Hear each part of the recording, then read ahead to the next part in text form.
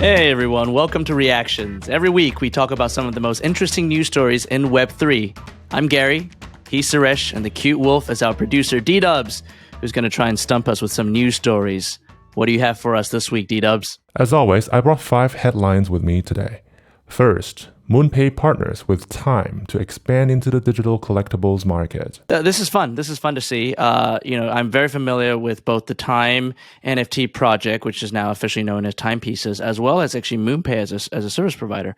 We've been using MoonPay in some of our projects because it makes it very easy for new users to onboard into this crypto world. MoonPay effectively allows people to buy crypto with credit cards and therefore very easily then buy digital assets or NFTs, which is just one step removed from swiping a credit card. And so MoonPay actually hooking up with Timepieces makes sense for 2 reasons. Number one, Timepieces is arguably the most successful kind of scaled NFT project that isn't a PFP project. Timepieces have sold quite a bit. I mean, they have nearly 10,000 ETH in trading volume at this point across all of their collections. Definitely when it comes to news products and news publishers, they are by far the most successful of all the experiments that are out there. They've done a great job. I mean, again, we've talked about this before. That red border means that you put anything inside of it, it's suddenly valuable, and that works in the digital world as well. So Timepieces being successful, working with MoonPay to onboard a bunch of new users into this world makes sense. And the second reason it makes sense is because the former president of Time moved over to MoonPay in January. His name is Keith Grossman, a veteran of the media world, someone who did great things at Time and now is helping MoonPay ramp up as an enterprise tool. So that's tie up. Doesn't surprise me at all. Hopefully it does bring a bunch of new users into the Web3 world in an easy way. Fascinating, right? So when Keith announced that he was leaving Time, I was gutted, right? He announced on Twitter, he did that for 3.5 years. He really put Time on the map. So I agree with everything that on the Web3 map, at least, right? I mean, Time was already on the map. Yeah, Time was very much on the map. Exactly. And he made it into a Web3 thing. And in one of our podcasts, the one that I recorded from Dubai, I remember it was the morning that I had bought one of the timepieces, and the question was, why did I buy it? And it was their Metaverse edition. Of course, it's a third of the purchase price. I mean, let's leave it at that. Like we said, we don't chill projects in any of these conversations. But I bought it as a digital collectible because, to your point, I think it's a unique brand. It was a limited number. It kind of makes sense. But fascinating that I was fascinated that Keith went to MoonPay. I thought he would go on to build something bigger and better at Time, and Time, a part of AOL Time Warner. There's so much opportunity for this. Not anymore. Is it right? Okay, yeah, I didn't know that. Time is Time long spun out of that world. So Benioff. Tell me a little bit, Gary, about what's going on with Time and well, and what I mean, yeah, it's definitely not part of AOL Time Warner anymore. But yes, Benioff bought it. So Salesforce founder Mark Benioff now owns Time Inc. Right. It was he acquired it from the Meredith Corporation, who acquired it from the big Time media conglomerate. So it's transferred hands a few times, and now there's a billionaire who owns it. Fantastic. And so when he left, I thought, wow, what a big, it was sort of a dent on the whole roadmap. But he is helping Timepieces from the outside in some way, which is great. Part of me says maybe it's just FOMO, that he doesn't want to let go of his old team. He's making the connections. This reminds me of when Microsoft bought Nokia, and when Microsoft bought Nokia, it was the CEO of Microsoft or one of the senior executives in Microsoft had come from Nokia. So it was they were like, wow, they went in there and then they looked back and they knew how they could strike a deal, and they struck a deal. Clearly, Keith must have struck a really good deal. Part of it must be FOMO, right? You leave a big organization, and then you look back and go, wow, I wish I could keep a bridge going. But what do you think they're going to do, though? This partnership? No, it just makes it easier for people to buy timepieces, right? Because now I don't have to fund or figure out a way to fund my self custody wallet, which is really difficult. And MoonPay makes it much easier. We've used MoonPay on the Flow chain, and it really is swipe a credit card or put a credit card number in, buy a stable coin, and then transfer that stable coin, use that stable coin directly to buy NFT assets. Is that all? Is there? I mean, I wonder if there is more to No, to I don't this. think so. I think that's it. I think that's the service that MoonPay provides. It's a very valuable service. That fiat on ramp is really, really important for the scale of Web3 in the future. So MoonPay should not diversify their offerings at this point. They should just get this right. If they become the leading provider for fiat on ramp solutions for first-time users, they will make an absolute killing. Next, South Korea launches an online metaverse replica of its capital city, Seoul, to improve public services. Well, this is really hilarious. So look, Seoul was the first city to say that they wanted to go into the metaverse, right? I get it. I get that they want to be in the forefront of doing all things Web3, all things metaverse. But to pay my electricity bill, I would rather have the least amount of engagement, right? I just want to swipe on a fast payment system, scan a QR code, move on with it. I don't want to be going into Decentraland or Sandbox, walking about, going and meeting a counter staff and saying hello to them and saying, hey, can I pay in Sand, please? Or can I pay in Matic, please?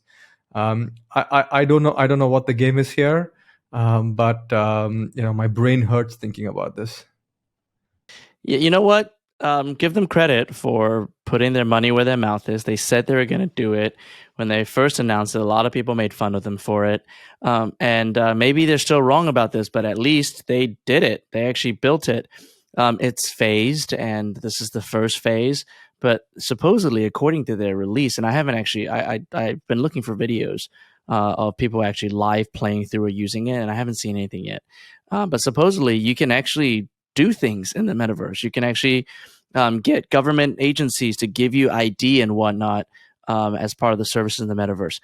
Listen, I love the fact that they're investing in it. Seoul and Korea have put a lot of money in general into Web3, right? There's some of the world's biggest players are coming out of Korea, not only in technology build, but definitely in capital, funded a lot actually by the big chaebol families, including Samsung.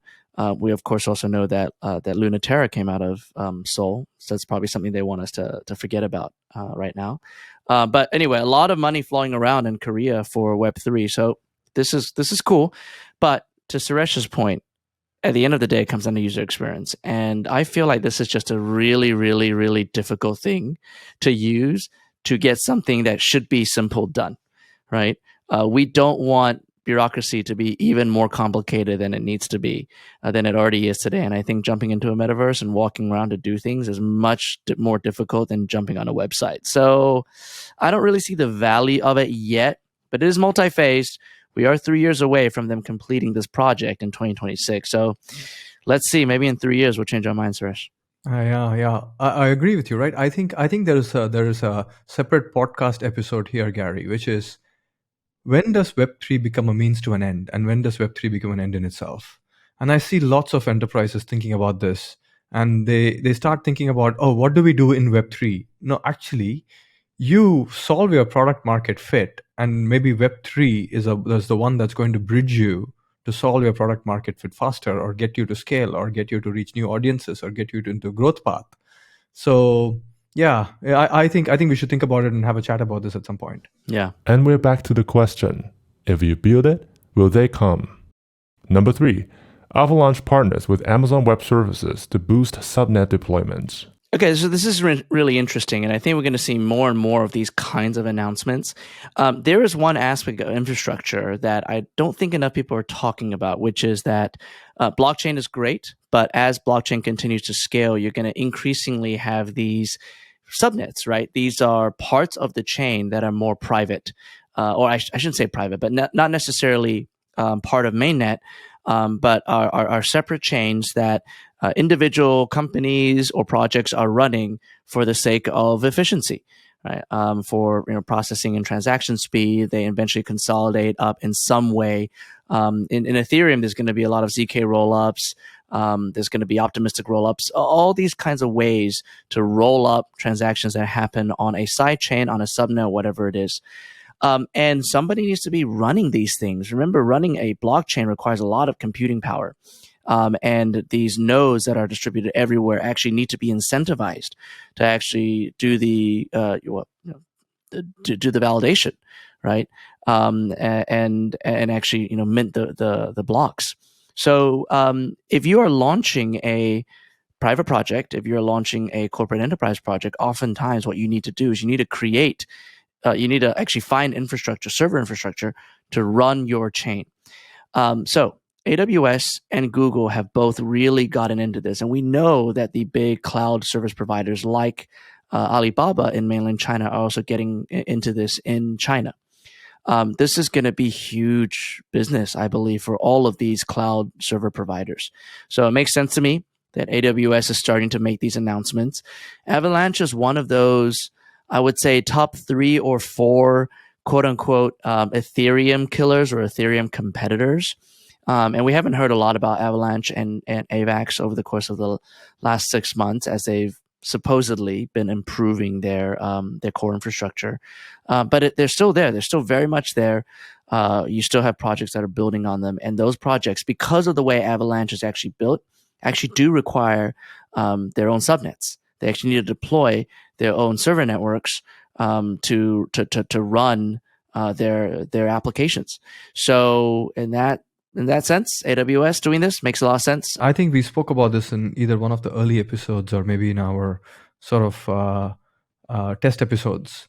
I think interesting to think about decentralization, at what level is decentralization happening, and eventually even blockchains need computing, and they will go to centralized providers of some sort. So it'll be really interesting to map out what portions are centralized, what portions are decentralized, how does permissionless happen, and the whole layering of it. Maybe there's a schematic that we need to draw. I mean, AWS, brilliant business, crown jewel for Amazon, as we see, hugely profitable, and in some ways, I understand that a third of the applications on the internet sits on AWS. I'm not sure how true it is. Someone told me this, and I also remember that we spoke about a third of Ethereum computing happens on AWS, which is huge.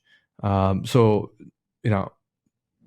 it's anybody's guess that when new chains come about or L2s come about and they need computing, they need to go to somebody like this, right? You need a grown-up to come into the room and say, okay, we'll do this for you. Number 4. Surprise, surprise. Crypto lender Genesis is filing for bankruptcy. Holy smokes. So Genesis's parent company / the biggest investor, I think, is Digital Currency Group. Yeah. Right. And Digital Currency Group is a mega VC, right? They're probably they are one of the big ones after A16Z, who's been like pushing the agenda big time. Their investments include CoinDesk, Chain Analysis, Decentraland, insane investments, right? And when Genesis said that they lost $175 million in Gary's SBF's fallout, we sort of knew that this was coming, right? Then they had this dispute with Gemini. There's just this whole thing going on. They have had a really rough patch over the last maybe 4 to 6 months. So I would imagine that this was inevitable, right? It just has to come.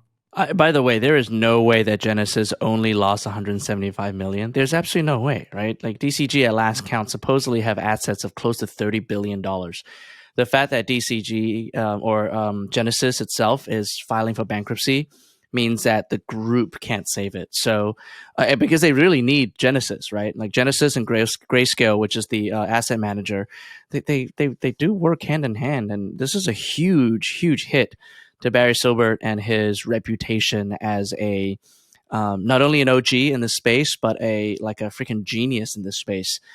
So I mean, Genesis lost a lot more than $175 million. This was inevitable. I'm actually surprised it took this long for them to finally file. They must have tried every which way to save Genesis. But it was, I mean, the writing was on the wall the moment FTX went down. Everyone in this space knew that the earning or borrowing, products that Genesis had were, I mean, they were unstable at best.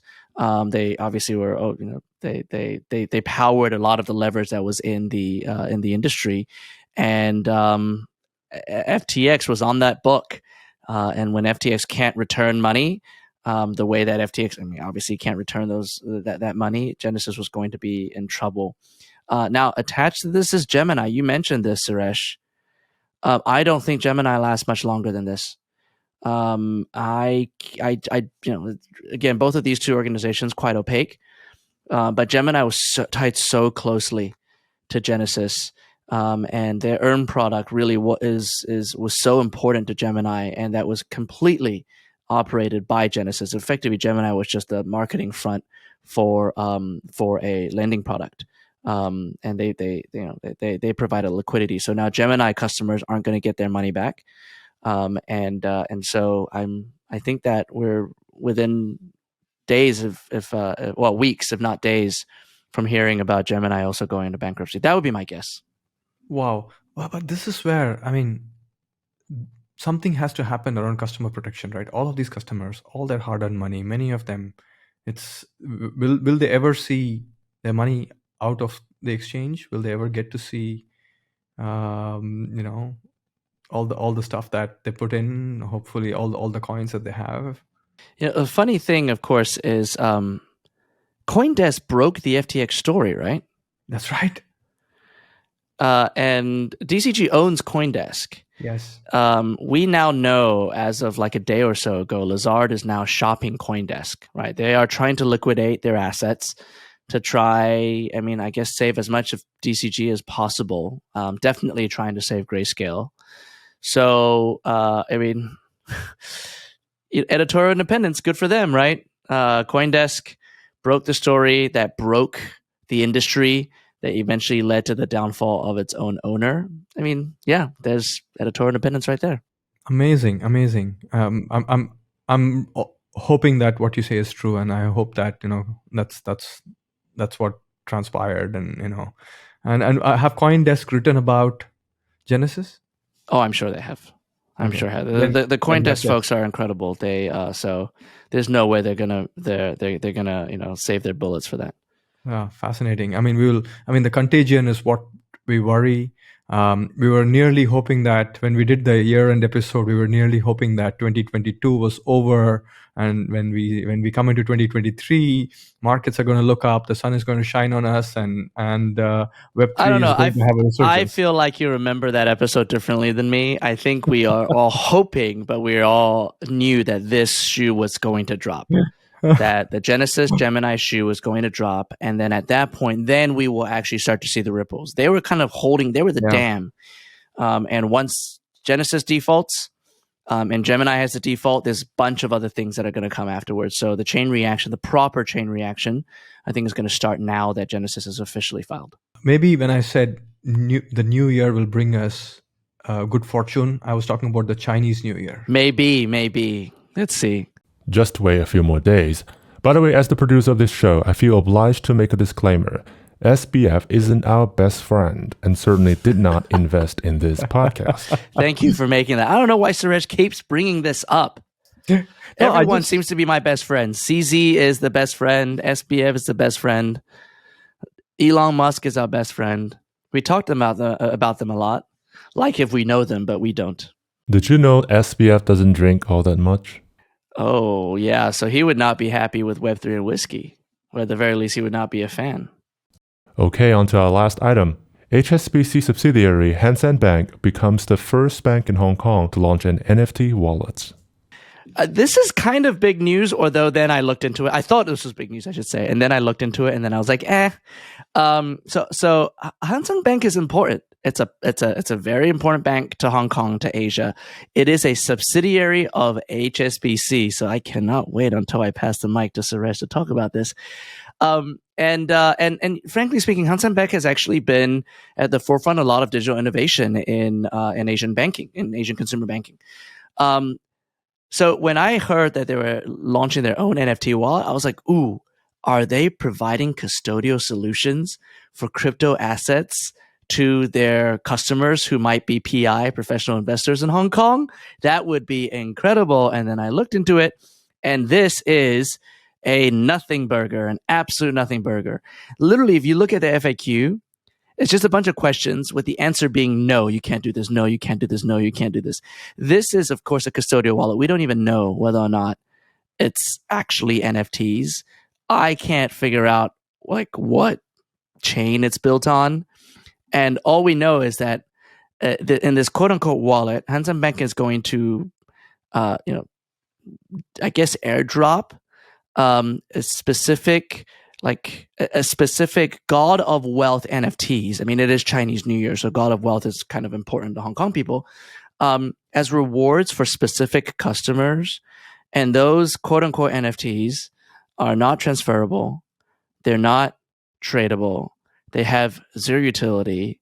You can't sell them. You can't use them to redeem anything. What is that NFT? Is it even an NFT? I don't think so. I'm guessing it's a lazy minted quote unquote NFT.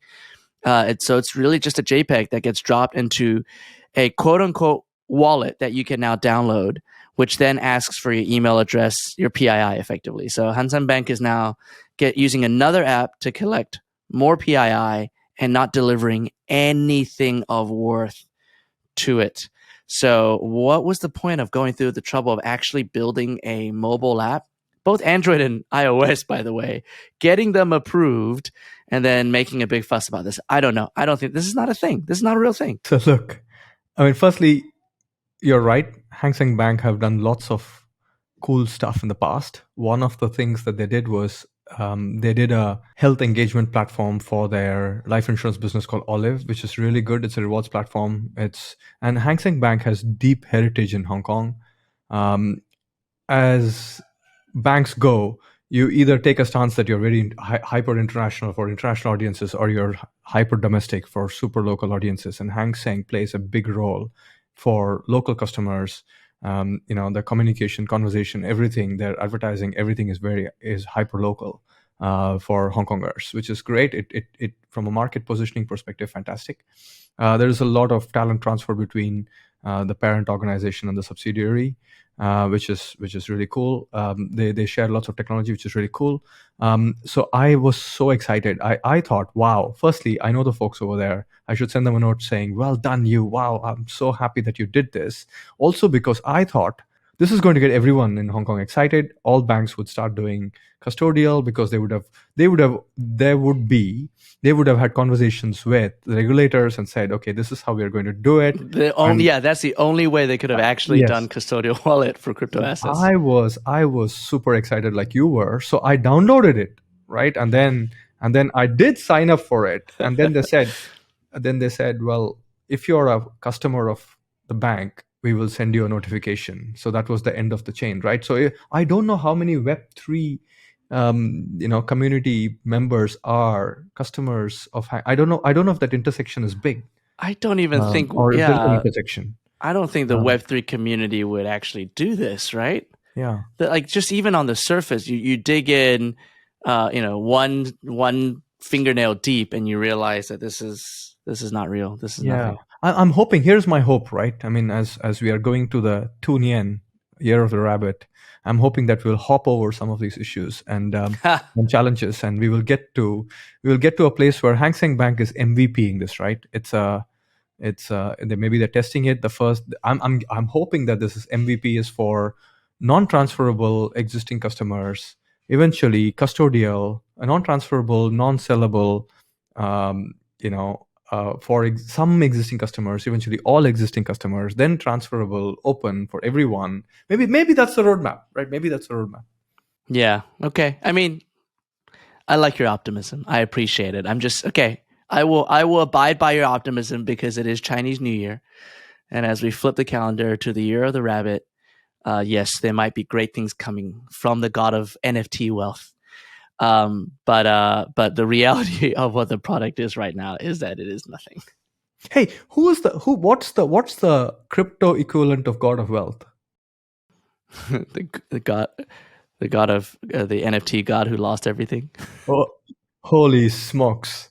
That's not good sign for the new year, is it? No. We need to find something else. I think we need Web3 equivalents for all of the zeitgeisty, historical, mythological stuff. Mm-hmm. Yeah, we have to. We can establish our own set of Web3 gods, I'm sure.